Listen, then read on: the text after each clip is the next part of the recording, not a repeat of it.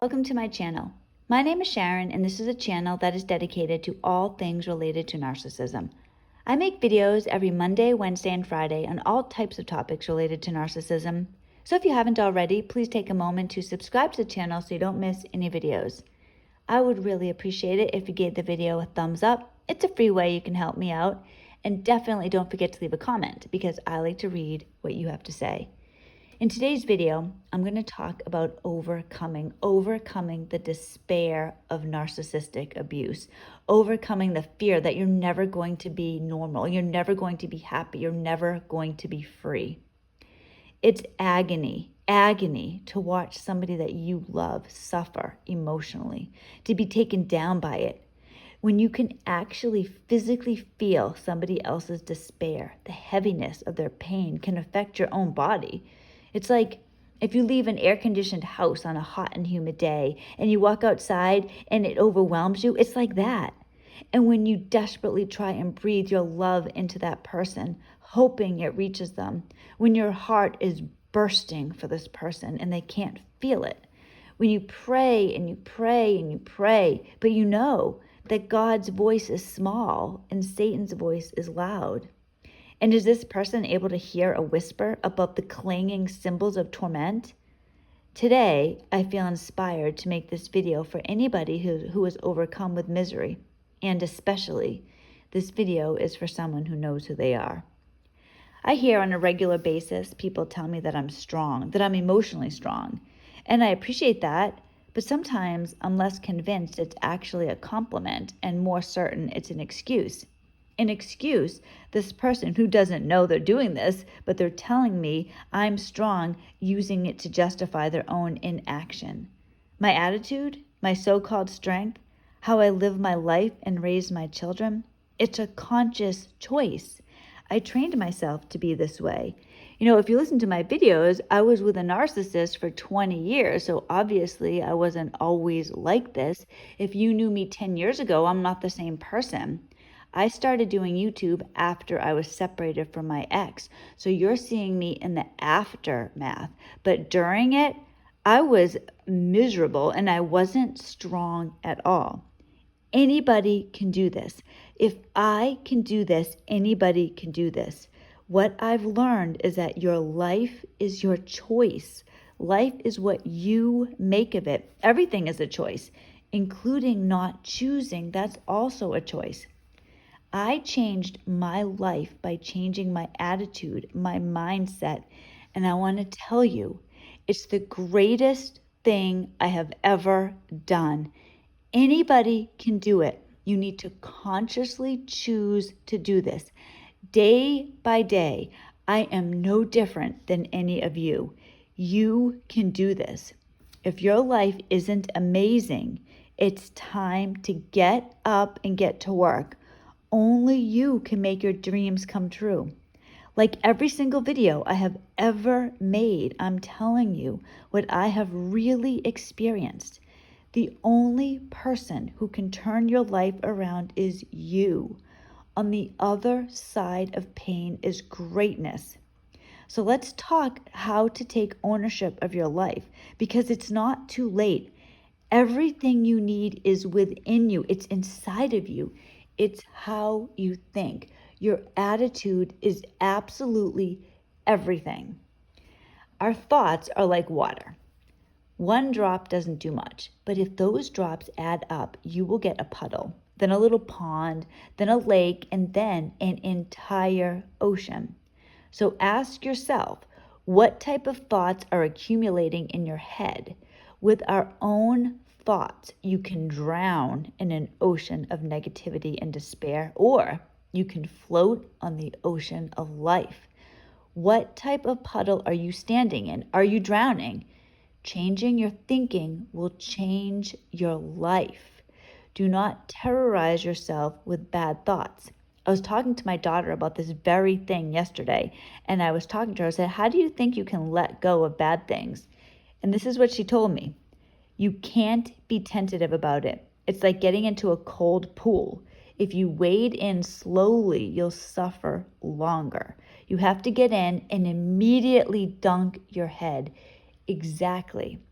for my 18-year-old daughter to tell me this, I felt so good because my pain, I've said this so many times, that I paid for my children as well. I have gone through so much agony, just like so many of you, and I don't want to go through it for nothing. So to have my 18-year-old beginning her adult life having this attitude, there is nothing like it in the world.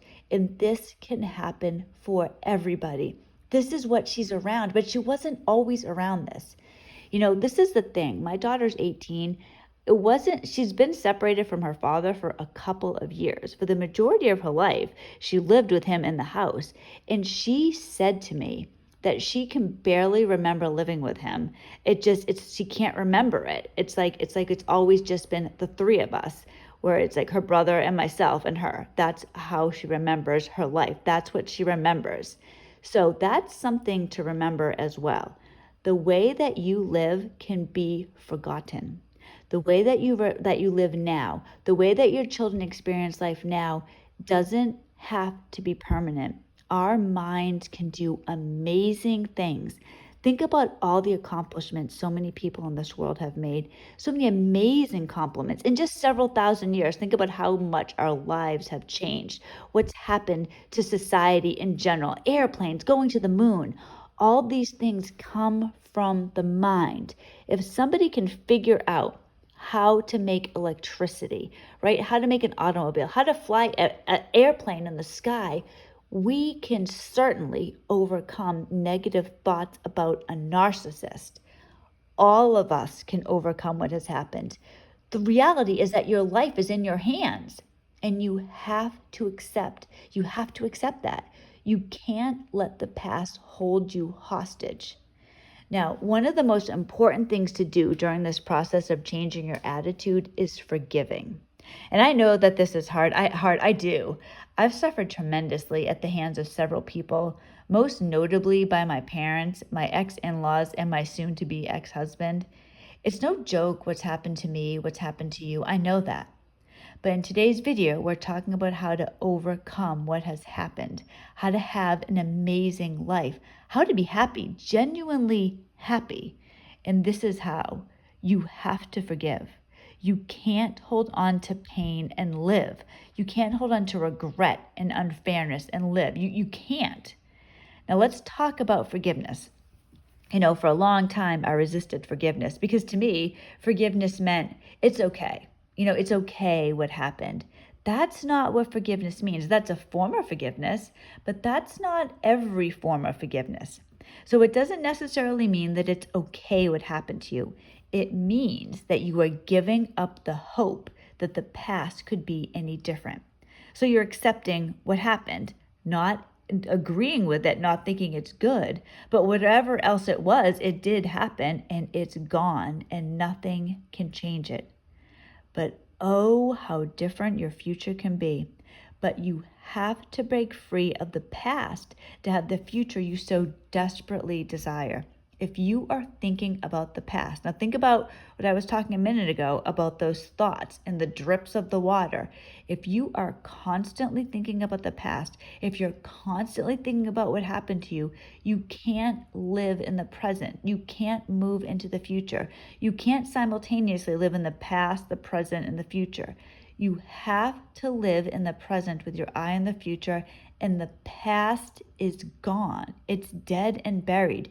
You have to accept that this happened. It's not okay what happened. It is not okay. But that doesn't mean that you can't move on from it. If you hold on to it, you will ruin the rest of your life, and life is too precious to let that happen. Every single day that you wake up in the morning, it's a sign that the best is yet to be. There is no benefit to not living. You're alive, so live. Don't allow fear or doubt to talk you out of manifesting your own greatness. I am no stronger than you. The difference, if you are still miserable, if you are still living in the past, is that I'm making a conscious choice to believe in myself. And I believe only I can make my dreams come true. It's up to me. It's my life.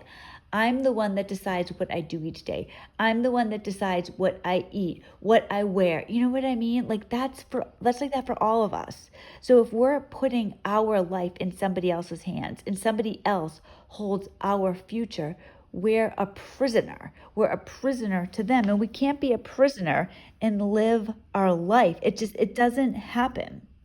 Now, I'm not Jewish, but if you know me, I often talk about my rabbi. I say this all the time. Oh, my rabbi says this.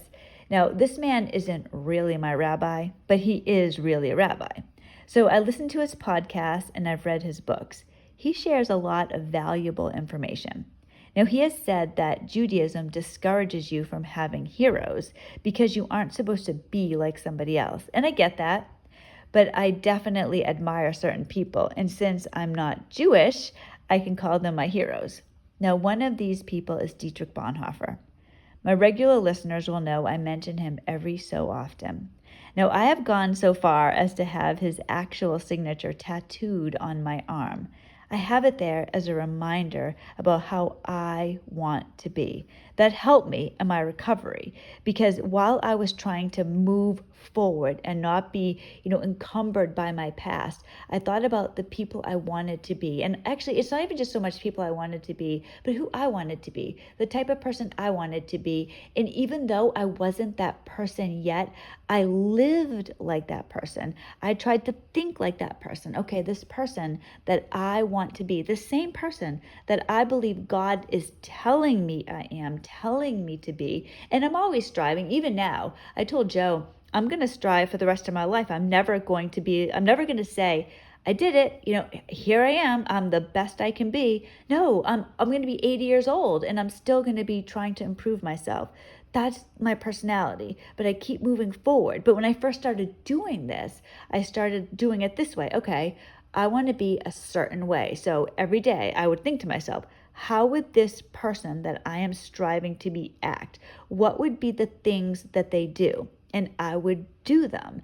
And it changed my life. And Bonhoeffer was somebody that I admire very much. I'll just give you a little bit, for those of you that don't know, a little background on him.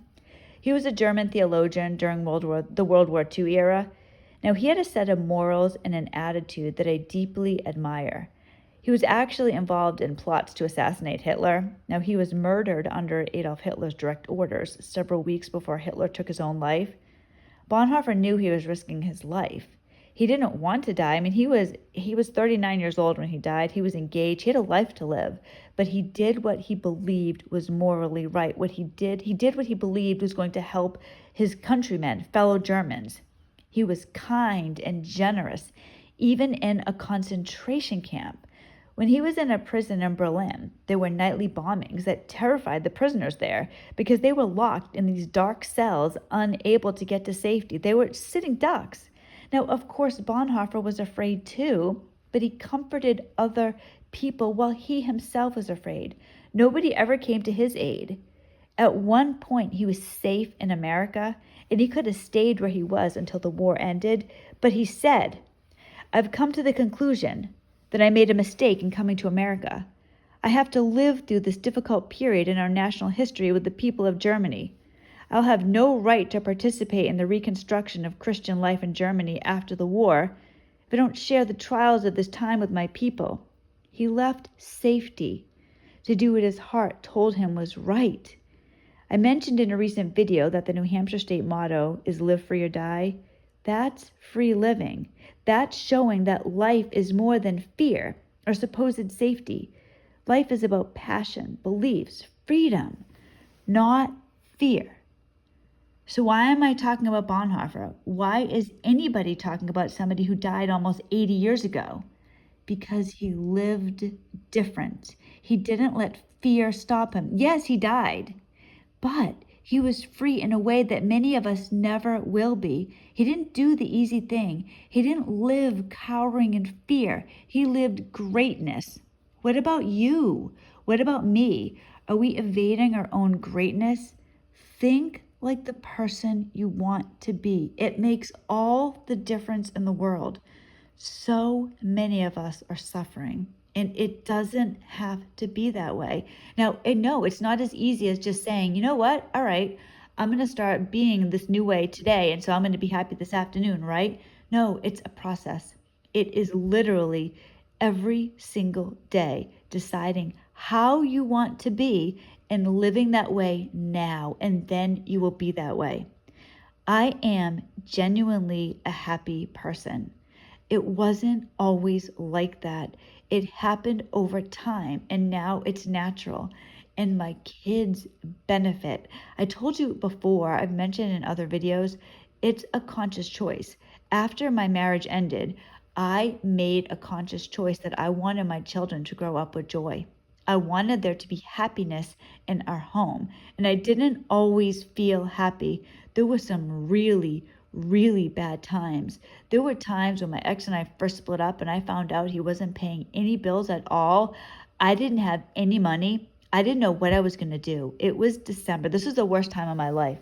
My ex had tried to get me arrested. He had filed a false police report against me, claiming that I was abusing him. Child Protective Services were investigating me because of the lie that my ex said, my ex told.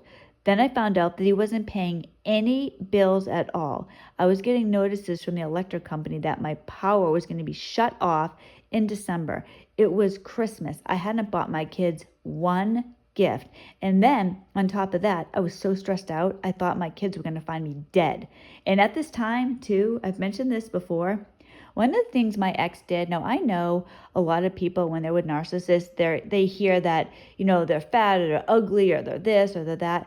My ex didn't say that to me, but he did. One of the thing that he did, one of the more common things he did was tell me that other people didn't like me. Now, and this doesn't really matter for then, but now I understand it. It's because he wanted me all to himself. I know this, but I didn't know it then. I believed it. I believed that there was something wrong with me. Just like people will believe, well, I must be ugly or I must be fat or I'm disgusting. Nobody's going to like me. That's how my father is. My father's like that to my mother. He always tells her that she's ugly, she's this, he doesn't like the way she speaks, or people are doing this, thinking about her in a bad way. And this is what he does, and she believes it. And I also, the same exact thing, I believed people didn't like me. So at this time, in December of 2019, when I was going through this absolute hell, I didn't have any friends either. And I thought that my kids were going to find me dead in my bed, and I didn't know what to do.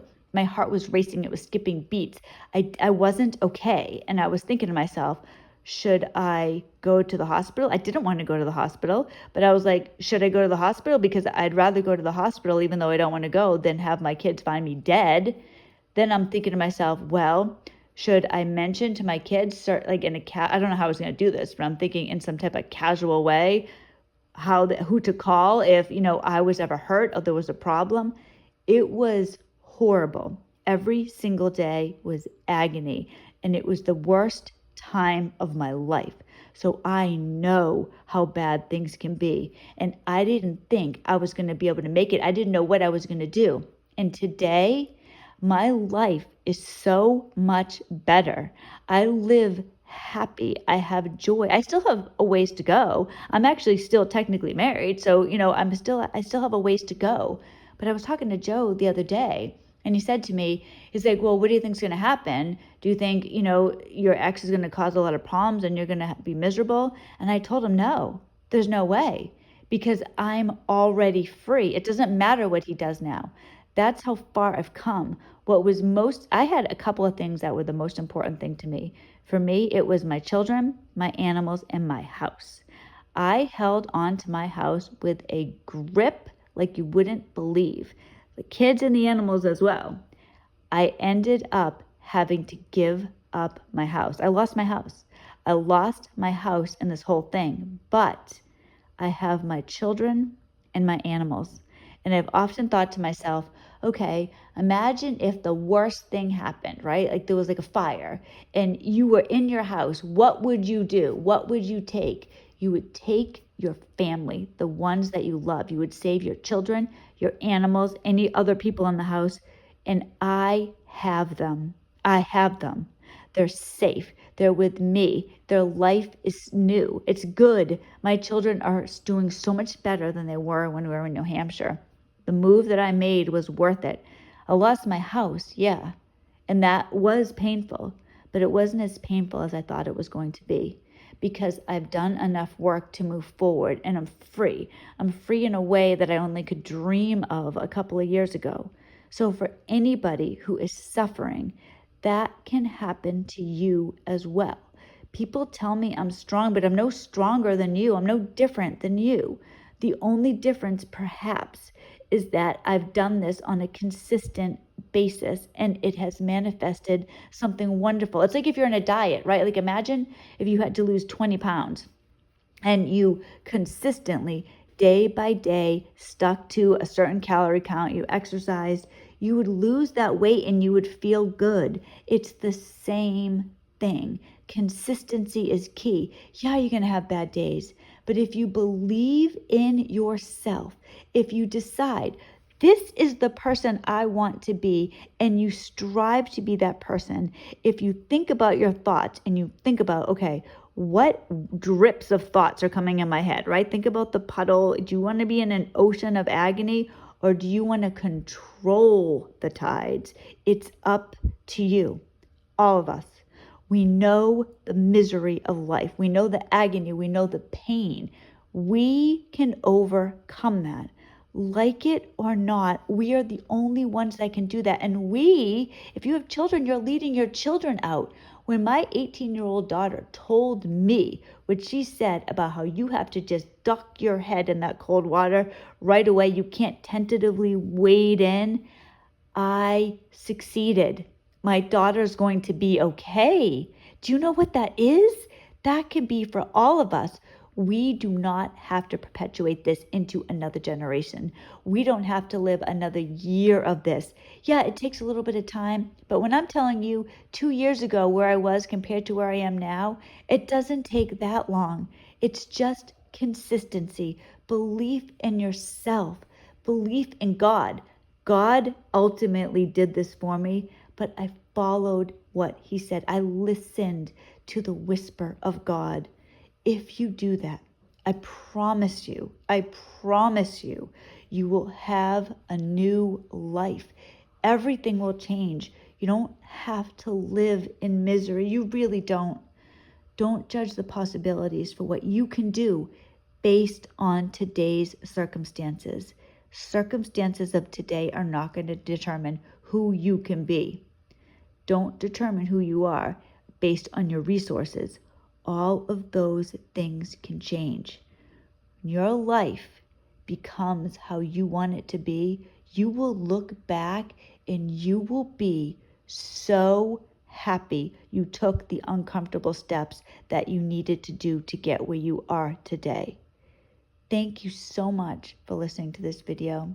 I really, truly want everybody to get out of these terrible entanglements. They are a plague on humanity. I have lived this. Joe has lived this. Now that I'm doing, I don't want to say counseling, now that I'm talking to people and helping them, I hear this from so many people, the misery, the pain, it's all there. But all of us, every single one of us, has the strength within us, has what is necessary to get out. God bless everybody. I'm so grateful for everybody who listens to my channel. If you need any help, please email me at coachingwithsavinghearts@gmail.com. I want to help anybody get through this. All of us can get through this. Thank you so much. I hope you have a wonderful week. I will see you all on Wednesday with a new video. And until then, I'll talk to you later. Bye.